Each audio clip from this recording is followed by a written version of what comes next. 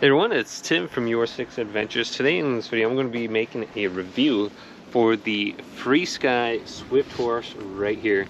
I've had this bike for maybe 8 months and I've put on about 1,200 miles on it, so quite a bit of mileage, and it's actually a rather nice bike. I bought this off of Amazon, but I do have to point out I do have an additional battery attachment on here.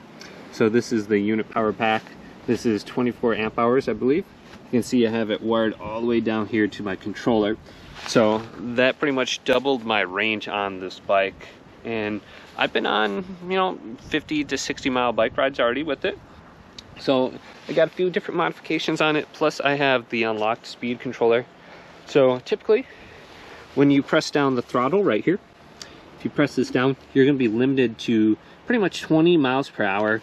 You might accelerate to like 25 miles per hour. But you're going to eventually go back down to 20. So you're not going to be able to continuously get like 30 miles per hour. So unlock speed controller, $150 off the FREESKY website. And then you can go pretty much to the max speed of this bike. So here's the throttle. You press this down and you can just accelerate. Underneath the throttle, in my last review, I didn't point this out, but there is a horn. You can press that and it will beep for you. So that is cool. Then this is an additional thing for my backlight here. I bought this off Amazon. I think it was only like 30 or 40 bucks, just a backlight, since there is no backlight on this bike already. So you definitely want something in the back just to let people know that you are a bike and you are riding. But the brakes here are nice. I haven't had a problem with them. Hydraulic brakes all the way down here. So you can see they stopped my bike. This is a heavy bike. It's probably like 80 or 90 pounds. So I stopped really well. Here's the light right here. This is actually a really nice light. You'll probably be blinding people if you're going to be riding on bike paths at night. So definitely will be worth the money there. This GoPro attachment is extra also. So the gears, you just have your standard gears. You only have 1 through 7 here.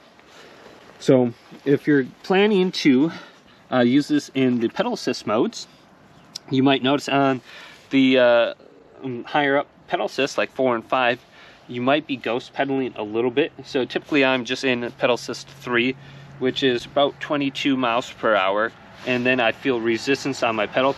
So you're not going to be pedaling so much outside of your pedal assist areas. So level 1 is about 9 to 10 miles per hour. Level 2 is about 15 miles per hour. And level 3 is about 22 miles per hour. Level 4 is about 28, 29 miles per hour, and then level 5 is about 31, 32 miles per hour. So in between those speeds, it's very difficult to pedal any faster, but you can change this all up right here and just turn it on, and then you can go up and down right here. See the plus, the minus icon, and then here's the display. You can turn on the headlight right here, so I can turn that on. Go over here and you can see the headlights on. I mean, obviously during the day it's not going to be very effective here, but it is very bright at night. People like go blind when I pass them, so I try to look away. I turn my handlebars away from them.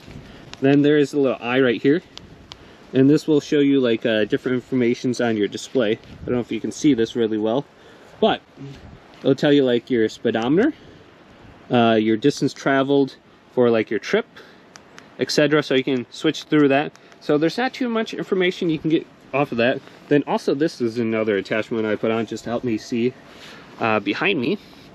So I do like upgrading my bike. This is one of the cool things about having an e-bike. You can continue to upgrade the way you want. The seat goes up and down, and for most people this would probably be too big of a bike. If you're maybe like 5'6" and under, you're going to be jumping up on your tippy toes to get on this bike. So I'm 5'10", and it seems to be good right there. Then here is the back of the bike, the motor, Shimano. So the motor actually does a pretty good job. It allows me to accelerate up hills. And here's a close-up of everything. So I guess the biggest drawbacks of the bike, I would say, is it is a heavy bike. So if you're going to be transporting it, that's one thing that you should be aware about. You probably need some sort of like a trailer hitch or something like that, an actual like bike rack, just something you throw on the back of your car is probably not going to work out. This is way too heavy for any of those.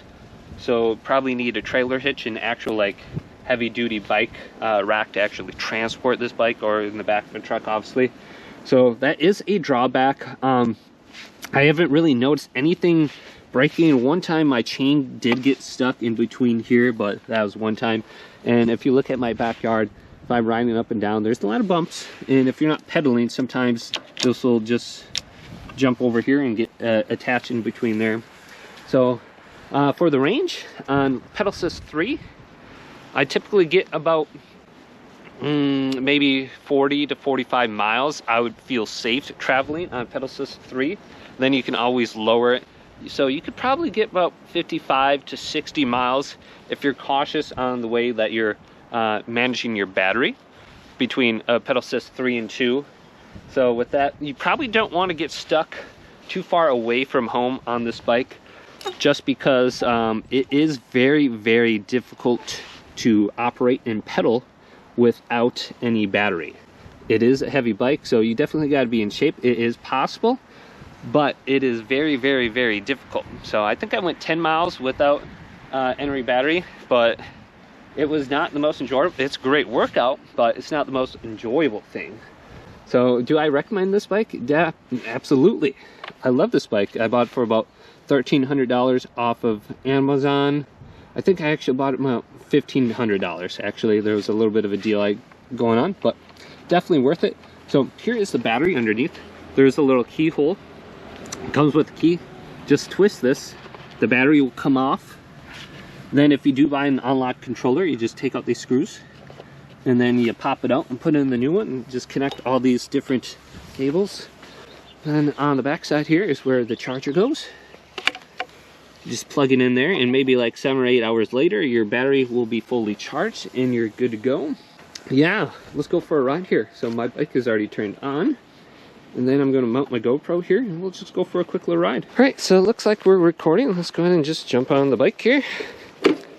And this is fun. I love having an e-bike. One thing I didn't mention was my battery life. Just with the standard battery that comes with the bike, it does have a 28 amp hour battery. So that is plenty of battery just for most of your use. So let's just go around my yard real quick. Accelerate. Acceleration is quite good on this bike actually. You can accelerate pretty much up hills. So I won't even be pedaling here.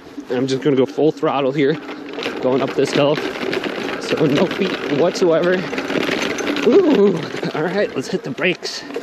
But yeah, this is really fun. I love having an e-bike just to cruise around my house like this. Ooh.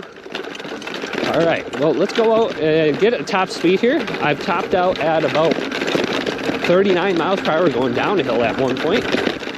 Well, let's go up in the front yard here and then go down the road. All right, Pedal Assist 3 is activated. And just with the ride, this is a very good ride with this bike. The larger tires usually minimize the amount of bumps.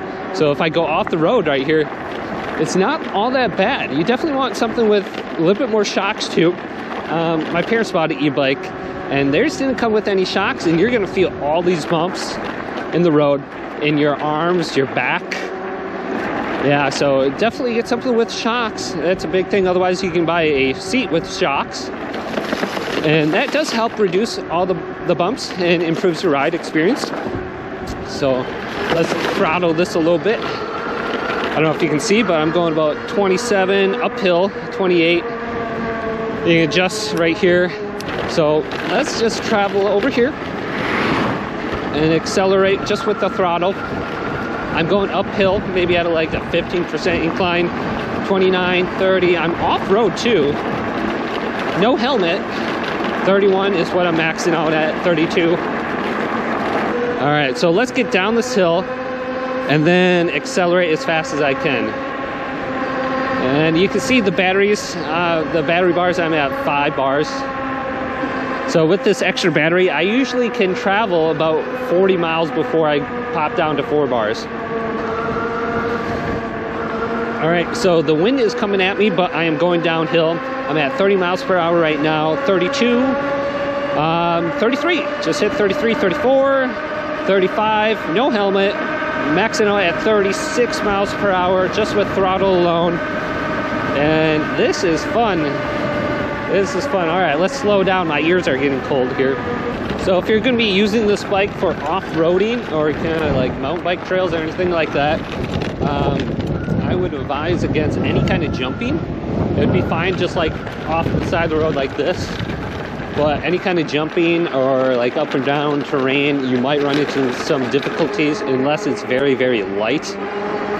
So that's a big no-no with this. It's just a heavy bike and there's so much stuff that could break. Alright, but if you got any questions for me, just go ahead and leave a comment down below. I'll see if I can get back to them at some point in time. But I really do like this bike.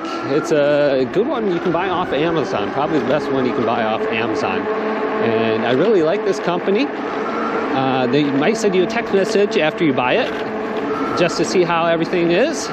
But hopefully this review did indeed help you out. If it did, leave a big thumbs up and subscribe to my channel down below.